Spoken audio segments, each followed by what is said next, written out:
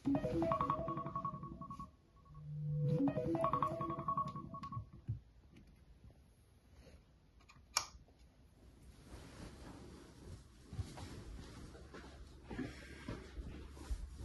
días, que tal dormiches?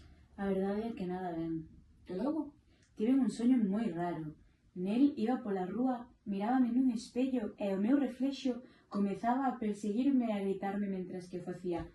Nada realmente como crees. Pois sí que foi raro. Estás tola. Tola. Por que todo o mundo me di iso? Por algo será.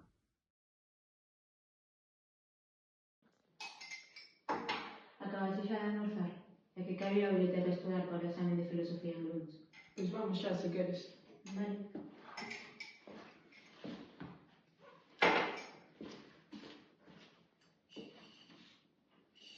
Pero se non tomaches nada, sempre estás igual.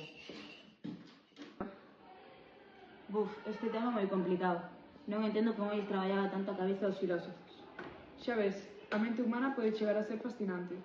Pois sí, pero o peor de todo é que eles tamén nos consideraban uns tolos igual que a mí. Pero que sería do mundo sen esa pizca de tolemio que lle dá sentido ás nosas vidas?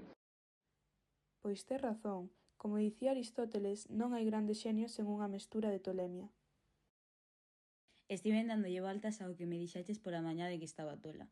Pero pensando ben, realmente que é estar tola? Igual a tolemia trata sobre non encaixar na maneira de pensar que os demais esperan de ti. Na película que vimos onte, o villano era criticado polo feito de preferir sacrificar ao resto da humanidade para salvar as persoas que la apreciaba. Pero dende cando se priorizan as vidas de persoas alleas ás da xente que queres? É verdade, e iso desconcertaba as persoas porque non seguía o que se debería facer. Para eles, ese pensamento era irracional, incluso loucura.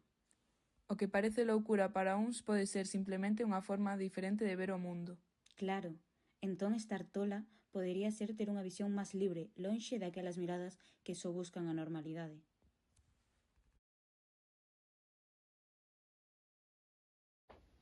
Sigues dando voltas ao de que estás tola.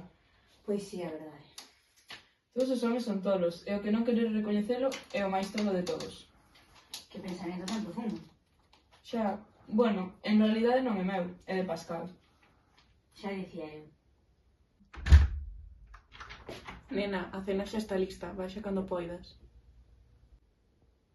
Vale, mamá, seguimos agora. Non comes nada?